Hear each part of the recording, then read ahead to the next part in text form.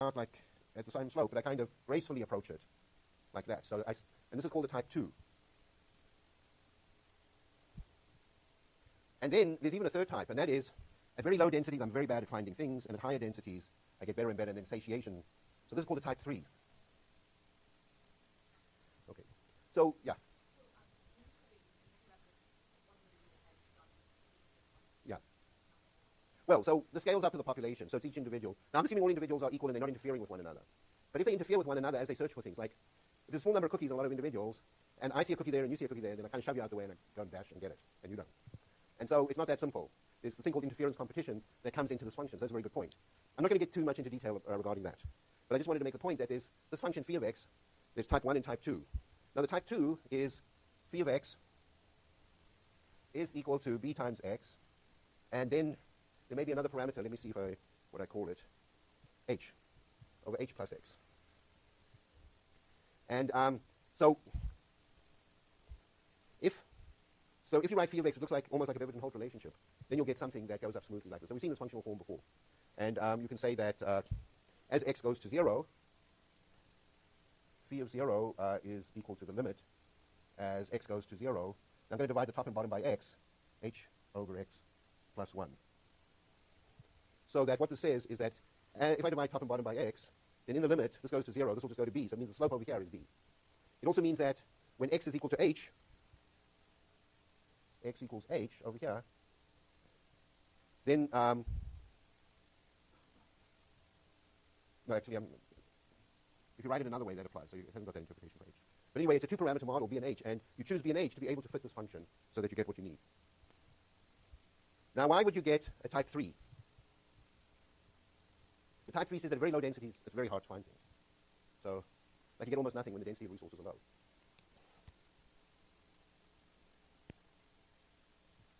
So how might that be? So imagine you're a predator and you're chasing after prey, and there are a lot of good hiding places. So at low densities, everybody's got a good hiding place. I can't find them. But as the densities increase, some individuals can't find a good hiding place anymore, so they're out there, and they're going to be exposed to predation. So if there's a concept of a refuge for the prey, then you'll get this kind of effect. So let's see what happens when we add a type 2 response to the population. Okay, so let's switch this on.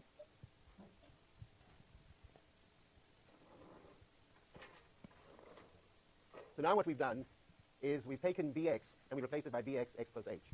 But it now occurs in both equations because the functional response depends on, this is what I'm taking out of the population. What I take out flows into the y's, but then there's the conversion parameter.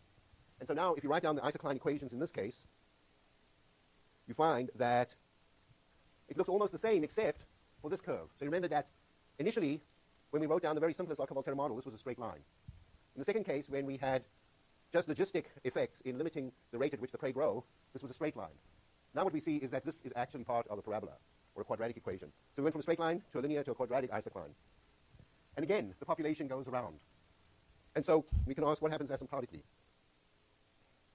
So here's a case where if we plot all the little arrows and how the equation would move, we see that actually it winds in very tightly. So it's like the case where we had some oscillations, but they were damped out very rapidly.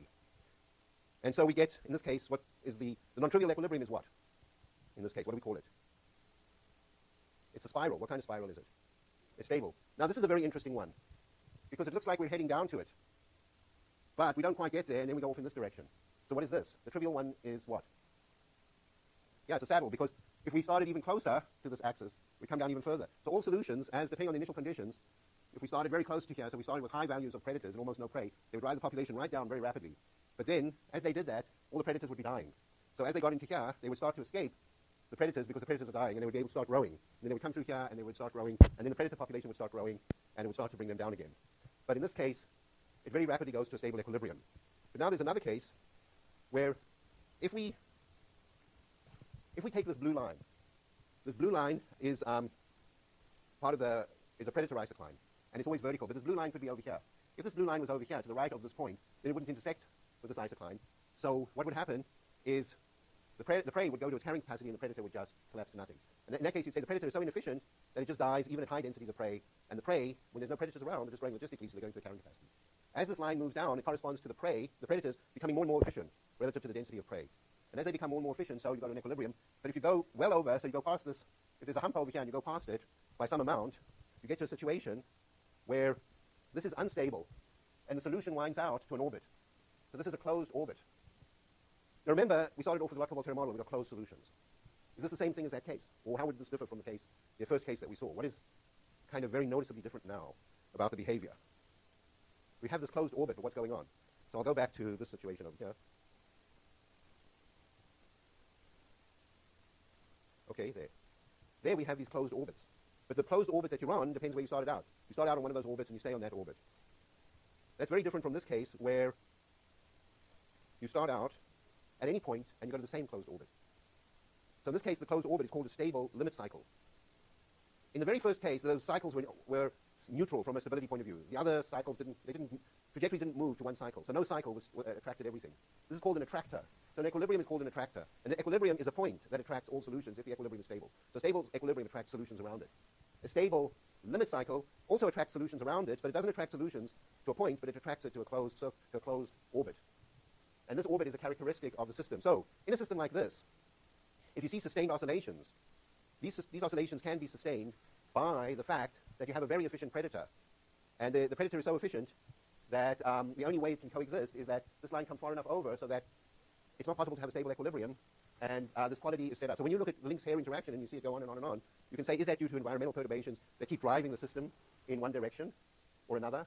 Or is it due to the fact that you have a stable limit cycle? Now, the fact that the oscillations are always quite big, if this was a stable equilibrium and the oscillations were due to the equilibrium moving around, then you'd expect the amplitudes of the oscillations to be smaller. But if the amplitude of the oscillations are rather big, then you would expect that this kind of structure exists. So if we go back to the Lynx-hair data, which I think I've got on the previous PDF, let's open lecture 19. Okay, so I've got lecture 18, 18, 17, no lecture 19. Here's lecture 19, okay. So there's the Lynx-hair oscillations. So the oscillations are generally quite big.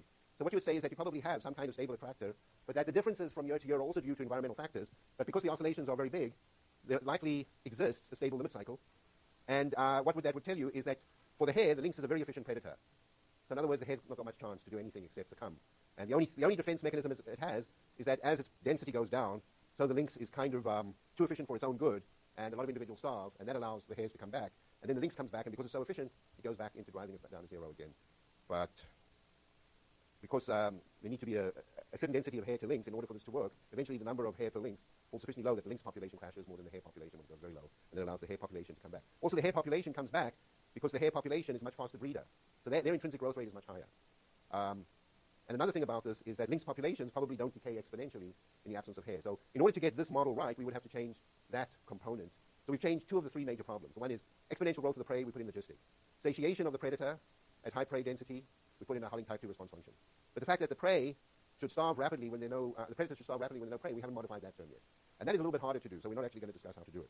But that sort of gives you an overview of how you go thinking about prey-predator equations. And there are lots of places you can read more about this. You can read about it in your textbook.